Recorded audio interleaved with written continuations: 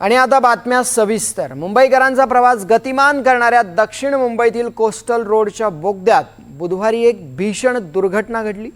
हाजी अली ते वरळी दरम्यान धावत्या कारने अचानक पेट घेतला आणि पुढे नेमकं काय घडलं पहा।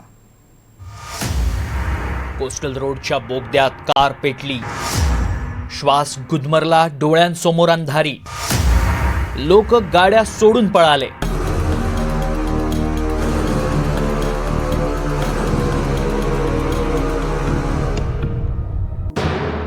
सुसाट प्रवासासाठी उभारण्यात आलेल्या कोस्टल रोडवर एक दुर्घटना घडली। हाजी अली ते वरळी दरम्यान धावत्या कारनं अचानकपणे पेट घेतला। बोगद्यामध्येच ही कार पेटल्यानं मोठा गोंधळ उडाला। धुराच्या लोटांनी समोरचं काही दिसेनासं झालं। घाबरलेली लोक सैरावैरा पळू लागली।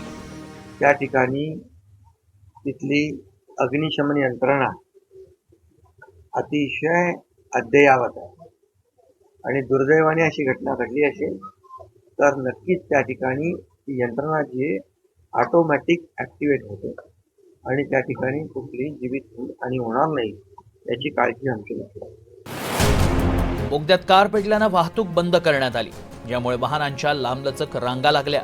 प्रवाशांना ना पुढे जाता येत होतं ना मागे फिरता येत होतं।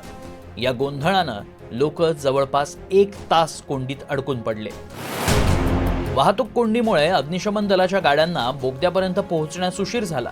अग्निशमन दलाचे जवान पोहोचेपर्यंत बोगदा धुरानं भरला होता, त्यामुळे आग विझवण्यात काही काळ अडचणी आल्या। सुदैवाने या संपूर्ण घटनेत कोणतीही जीवितहानी झालेली नाही। मात्र खरा प्रश्न हा आहे की कारला आग नेमकी कशामुळे लागली, याचं कारण शोधून काढणं अत्यंत गरजेचं आहे। जुई जाधव, NDTV मराठी, मुंबई।